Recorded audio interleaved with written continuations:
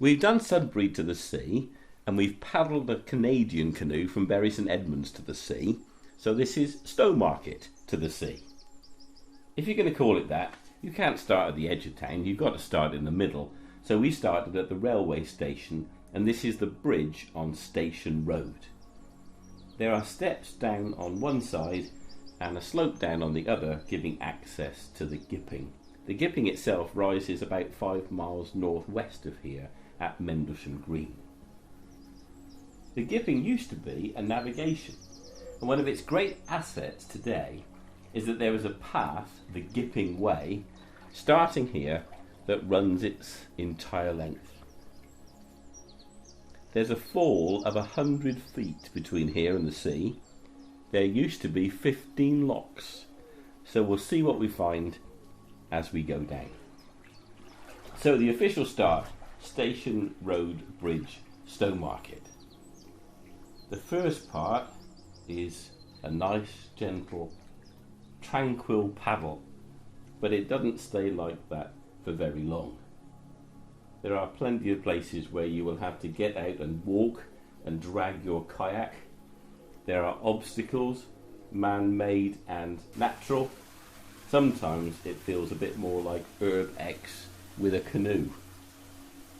There's a footbridge and a little weir before you pass under navigation approach. The next bit was a bit congested. It was May when we did this trip, late May, and the reeds had certainly put on a lot of green growth. Then the river goes down behind Aldi, past the marvellous Travis Perkins, and then under the bridge on Iron Foundry Road. After that it got so congested that I pulled my boat out up onto the footpath. 96 is a good number for a boat, because if you roll it over you're still having fun. Adam decided to press on. There were some easy bits and there were some jams.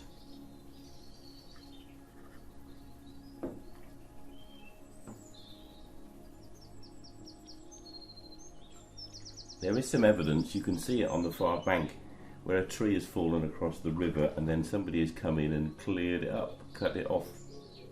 So I don't know who that was, the Gipping Trust maybe, or the Environmental Agency, or Inland Waterways, or a local business, or concerned individuals. Good work whoever it was who did it, but there's quite a bit more to be done in this section. On the left bank is Axo Nobel. Before that it was ICI, and long before that it was the site of Prentice's Gun Cotton Works, where on the 11th of August 1871 there were 2 huge explosions that killed 28 people. 8 of the casualties were aged 14 or under. 70 others were injured, the buildings were destroyed, the railway was ripped up, the boom could be heard 30 miles away.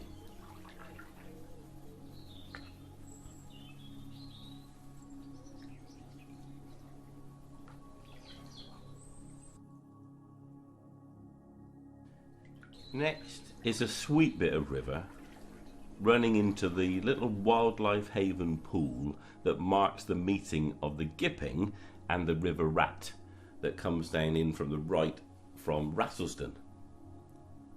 Rattlesden is supposedly a Viking settlement, and Viking normal practice was to row and drag their boats as far up the inland rivers as they could if they were looking to settle. So in all likelihood a Viking longboat passed this way.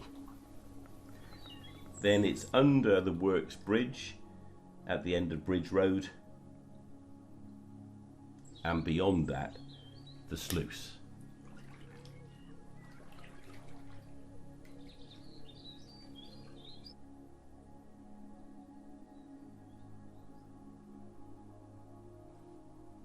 The Environment Agency seems to have an endless budget for warning signs, and this sluice is plastered with the usual litany of dire warnings: deep water, dangerous currents, hidden dangers, trolls, monsters, no swimming, no diving, no petting, no running with scissors. I'm amazed that the Vikings didn't just turn around and go home. I'm not really sure that the Environment Agency cares that much about me. I suspect they're just trying to deflect liability. But I wish they would put as much effort into making the sluices and weirs navigable, or at least building a landing stage above and below so it was easy to do a carry round.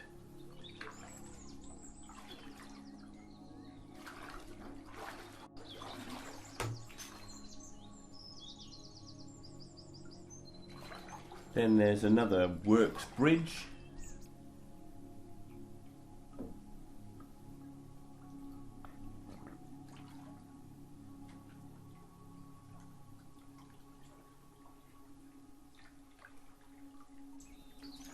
And then it's a nice little bit of river.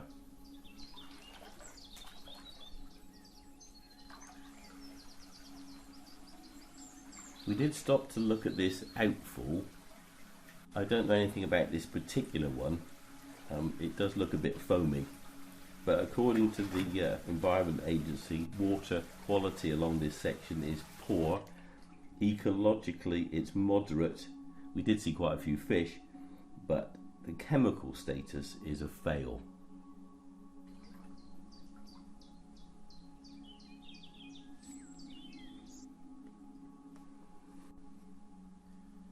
Then under the dual carriageway A1120 spur road that comes down from the A14.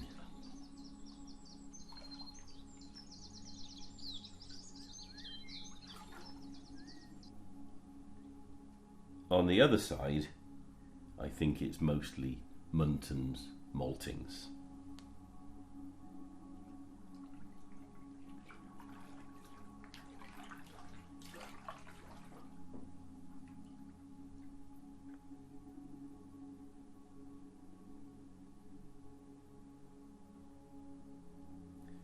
Muntons have been using this site for over 100 years. Malting and brewing, they sell to Carlsberg amongst many other customers.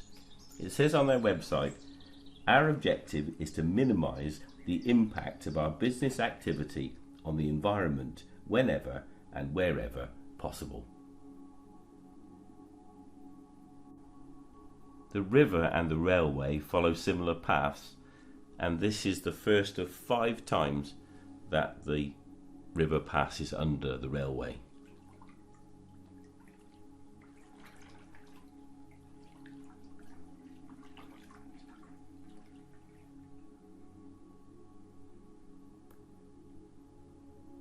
After the railway bridge, it's open countryside. But the reeds were soon a problem again. Another mile or so and there's what I would call a cattle drink, which was a perfect place to pull out, have a break and some coffee.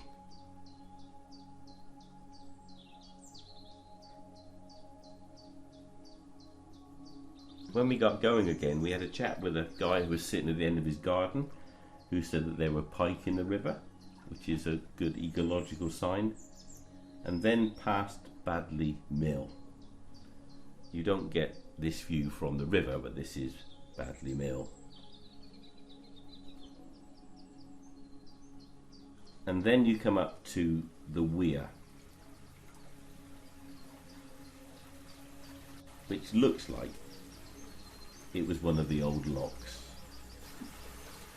I did a carry round. Adam decided he would go over.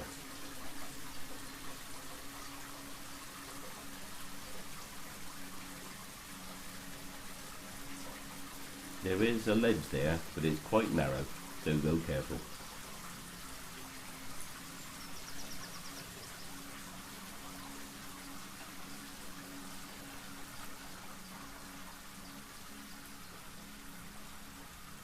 Sadly, more obstructions, blockages, fallen trees just here. This is the downstream side of the weir. There's a farm bridge and a little pool and quite a nice access on the footpath side so that you can get your boat in and out just there.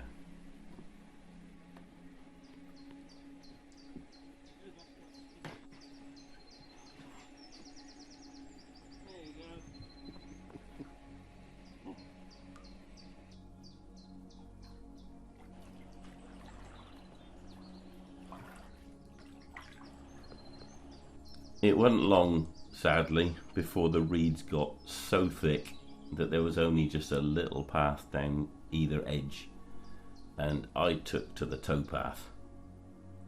But Adam decided he would battle on, so sometimes walking, dragging the canoe, sometimes paddling.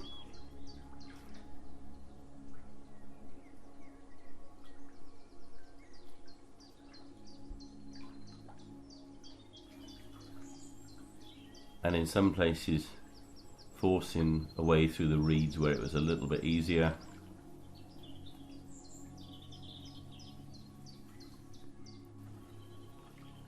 Emerges into the most picturesque and peaceful and tranquil section of this paddle, a couple of miles on down towards Needham Market.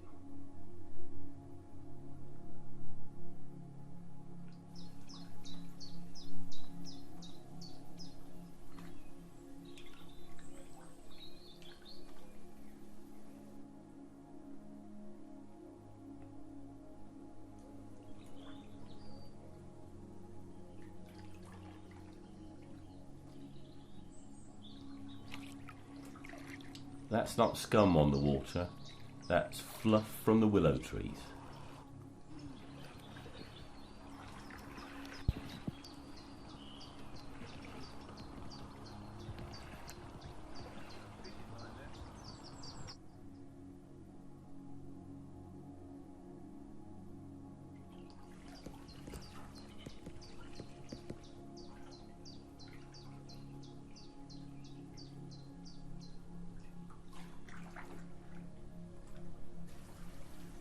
And then just notice that spillway on the left as we get closer to Needham Market.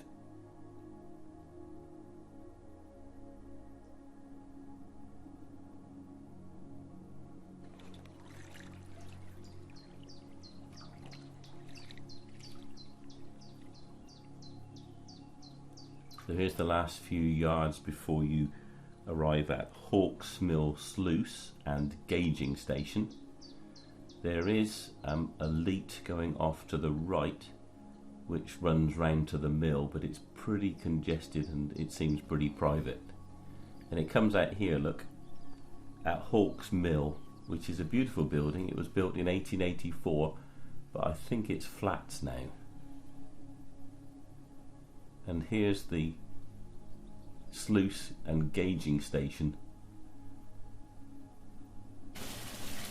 but it's got a pretty severe weir with like hard sides that it would be very hard to get around, so that's pretty much an obstacle.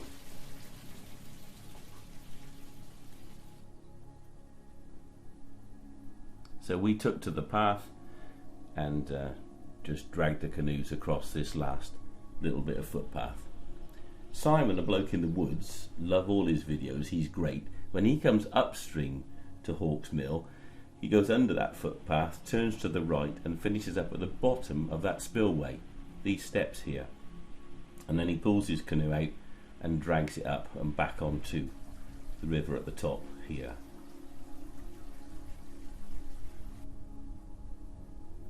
So here's a closer look at that spillway.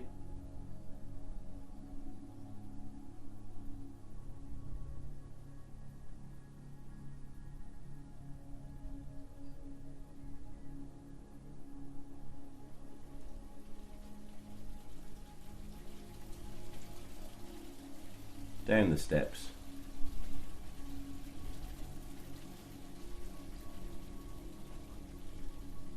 and around the corner. but there is at the moment no right of way of navigation. So if you choose to go this way, that's your call. We stopped at Aldakar Farm Shop and Deli, lovely place for a coffee and an ice cream, and that concluded our first section of Stowmarket to the sea. So in summary, a varied and interesting paddle for the more adventurous. Hats off to getting that Gipping Way long distance path up and running, fabulous. The river has amazing potential, but it's got some issues. I think water quality is a big one. There's maybe some great work that could be done by a local school or a local campaign group about water quality. It's a good wildlife resource and habitat, but I think it could be even richer.